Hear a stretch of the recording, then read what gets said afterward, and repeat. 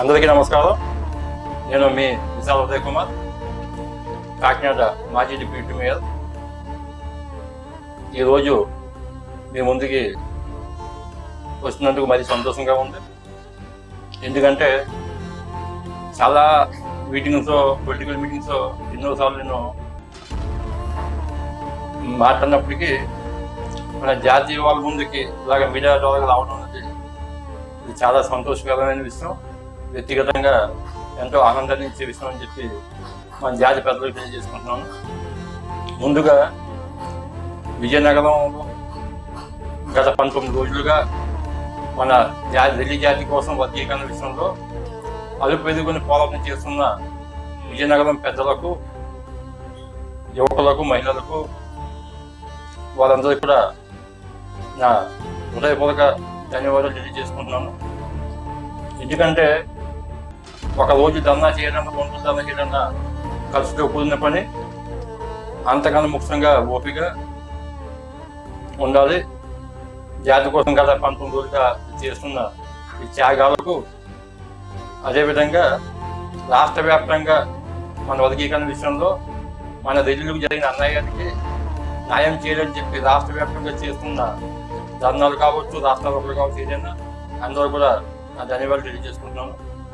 మన కాకినాడ జిల్లా వచ్చేసరికి పిఠాపురం వారికి, ఈ పెద్దలకు అందరికీ కూడా, పిఠాపురం పెద్దలకు మొత్తం యువకులకు, మహిళలకు కూడా నా ధన్యవాదాలు తెలియజేసుకుంటున్నాను. ఎందుకంటే మన కాకినాడలో పెద్ద జిల్లా అయినప్పటికీ, మెయిన్ హెడ్ క్వార్టర్ మన కాకినాడ అయినప్పటికీ కూడా పిఠాపురం వారు ముందడుగేసి ఈ వర్గీకరణ విషయంలో మేమంటూ ఉన్నామని చెప్పి జిల్లాను ఒక పేరు వచ్చే విధంగా చేసిన ఆ కార్యక్రమానికి పిఠాపురం వాసులు అందరూ కూడా నేను నిజంగా మనస్ఫూర్తిగా మీకు ధన్యవాదాలు తెలియజేసుకుంటున్నాను. ఇంకా ముఖ్యంగా ఈరోజు మీడియా ముందుకు వచ్చిన విషయం ఏంటంటే, ఏప్రిల్ 20వ తేదీన మన కాకినాడలో రాష్ట్ర రైల్వే ఐక్య వేదిక అని చెప్పి ఒక మీటింగ్ ఏర్పాటు చేయడం జరిగింది. ఆ మీటింగ్ నిమిత్తం కొన్ని కారణాల వల్ల మీటింగ్ వాయిదా వేయడం జరిగింది. మరి అతి త్వరలోనే మరి కొత్త డేట్లు ప్రకటిస్తామని చెప్పి చెప్పడానికి ఈ ప్రెస్ మీట్ పెట్టడం జరిగింది. నేను ఉగాది రోజున ఈ ఐక్య వేదిక కోసం రాష్ట్రంలో ఒకే సంఘం, ఒకే ప్రెసిడెంట్ ఉండాలని చెప్పి ఉద్దేశంతో పెట్టిన మీటింగ్ కోసం ఉగాది రోజు నేను ఉగాది శుభాకాంక్షలు తెలియజేసుకుంటూ అందరూ కూడా ఇది పంపడం జరిగింది వాట్సాప్ గ్రూపుల ద్వారాగా. అదేవిధంగా కాకినాడలో అయితే ప్రతి వీధికి వెళ్ళి పెద్దలకు ఇవ్వడం జరిగింది. నిజంగా రాష్ట్ర వ్యాప్తంగా చాలా మంది నాకు ఫోన్లో మాట్లాడడం జరిగింది, గ్రూపులో మెసేజ్ పెట్టడం జరిగింది. వ్యక్తిగతంగా అందరూ కూడా మంచి కార్యక్రమం ముందుకెళ్ళమని చెప్పి చాలామంది నాకు మంచి సలహాలు, మంచి ఆలోచనలతో కూడిన కొన్ని విషయాలు, దీంట్లో ఎదురయ్యే ఇబ్బందులకు చెప్పడం జరిగింది. అన్ని విషయాలను కూడా నేను గ్రహించి ఎక్కడ లోటుపాట్లు ఉన్నాయి, ఎక్కడ మనం ముందుకు అడిగేయాలి, ఎక్కడ తగ్గాలి అనే ఉద్దేశంతో ఈ మీటింగ్ వాయిదా వేయడం జరిగిందని చెప్పి మీకు తెలియజేసుకుంటున్నాను.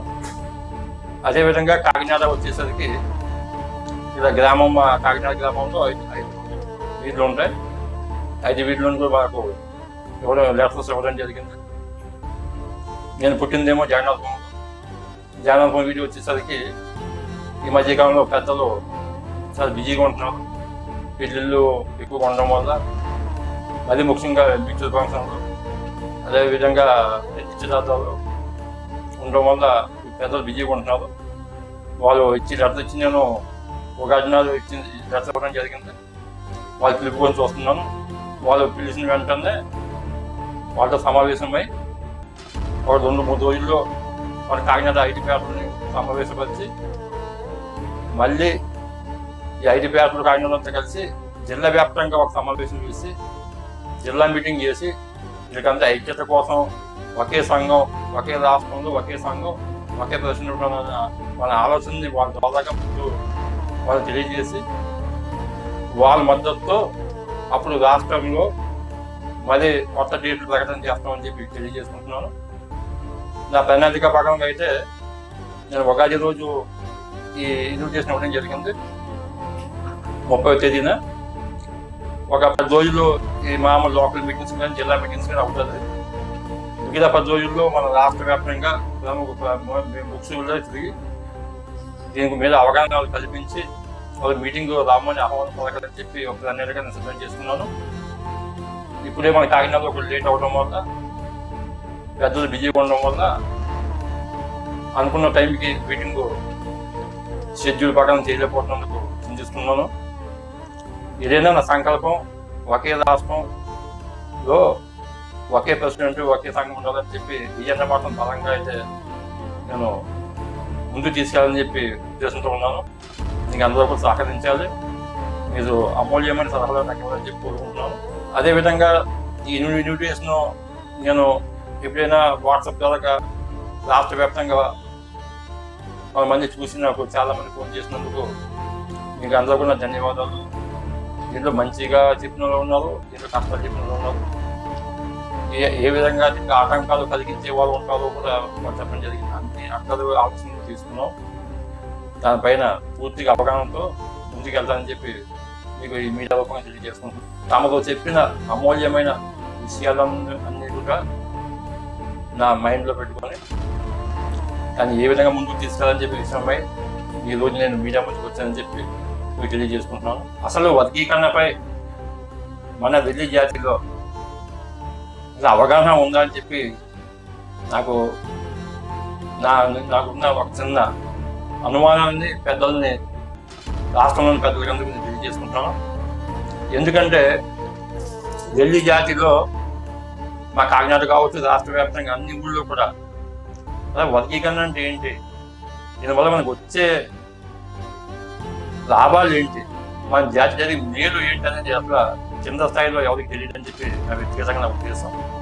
ముందు ఏ ఊళ్ళో ఉన్న ఆ ఊరు పెద్దలు ముందు మన కింద స్థాయిలో ఉన్న మన రెల్లి జాతి వాళ్ళని మీరు దీనిపై అవగాహన కల్పిస్తే అదంతా కింద స్థాయిలో ఎప్పుడైనా మనం బలపడ్డామో ఈ ఉద్యమం ఒక మంచి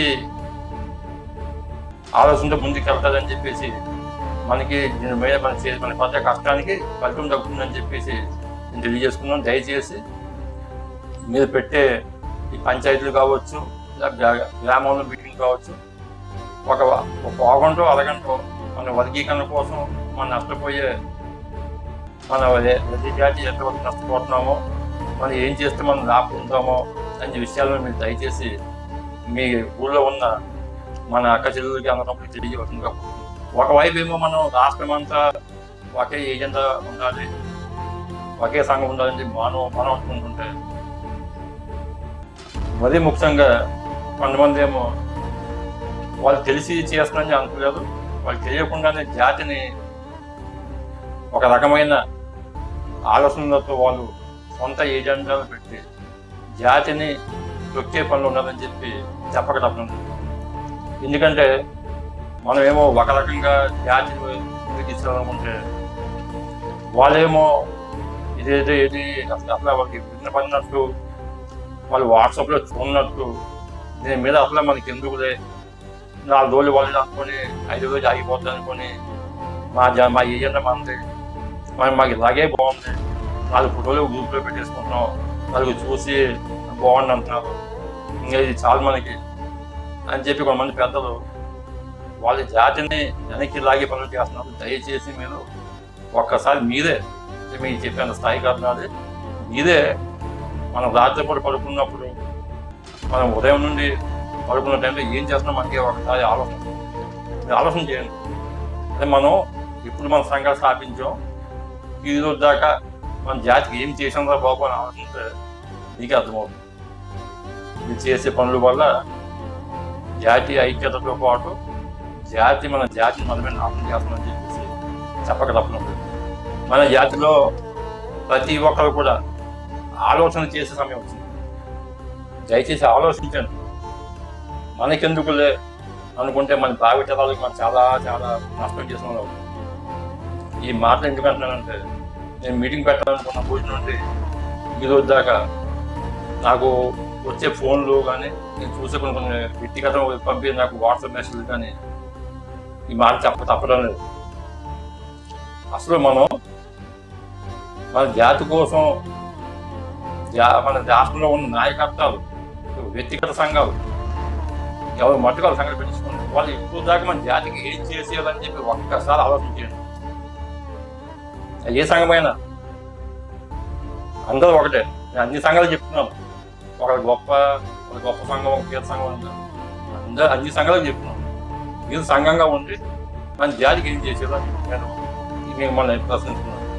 వీళ్ళ మీద ఎవరైతే మేము జాతికి మేలు చేస్తామని చెప్పి ఎక్కువ గ్రూపుల్లో వాట్సాప్ ఫోటోలు కట్టి పెట్టిన వాళ్ళు ఉన్నారు చూసారు, లేకపోతే ఏదో ఎవరో దందా చేసి వచ్చే నుంచి ఫోటోలు తీసుకుంటున్నా చూసారు, వాళ్ళ మీద వ్యక్తిగతంగా వాళ్ళు అడగండి, ఏం చేయకండి. మన ఇంటికి వెళ్ళి కూర్చొని ఎస్ ఉదయ్ కుమార్ జాతికి సంఘం పెట్టి ఇంచుమించు ఒక 15 సంవత్సరాలు ఉంటుంది. ఈ 20 సంవత్సరాలు చేసే కార్యక్రమాలు ఏంటని ఒక ఆలోచించి ఎవరో 10 మంది చేస్తే అడిగి వెళ్ళి కూర్చొని పోయి చేసేది జాతి మేలు కాదు. ఉన్నవాడిని మనం బాధ్యత చేసే విధంగా ముందుకు వెళ్తున్నామని చెప్పి చెప్పగలుగుతున్నాం. మన జాతిలో చాలామంది ఏదో పెద్దదిగాలు చేస్తున్నాము, జాతి మేలు చేస్తున్నాం చెప్పి ముసుగు వేసుకొని వాళ్ళ మట్టుకు వాళ్ళు నటించేస్తున్నారు తప్ప ఈ ముసుగుల వల్ల నా దగ్గర జాతికి కానీ మేలైతే జరగట్లేదు.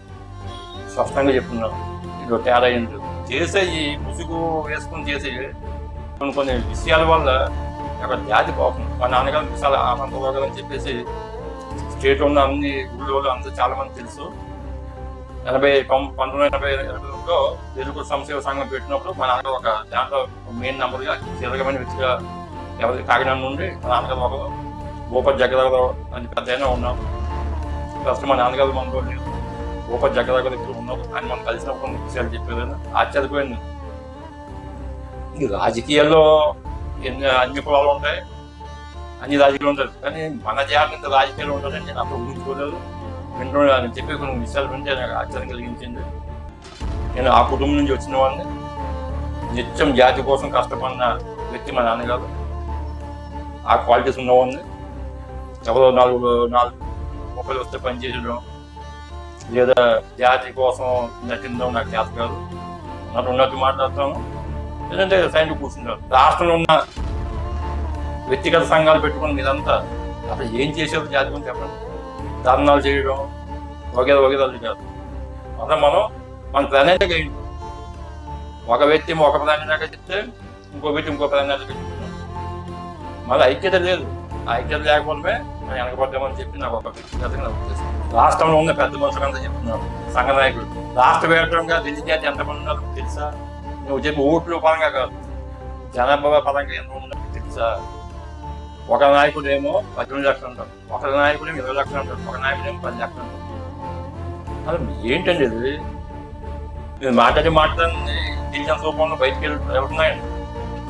మనలోనే అసలు మన జనగణకు మీకే తెలియదు, రాష్ట్ర నాయకులు ఉన్న మీకే తెలియదు కదా. ఇక ప్రభుత్వాలు చెప్పిందే నమ్ముతున్నారు.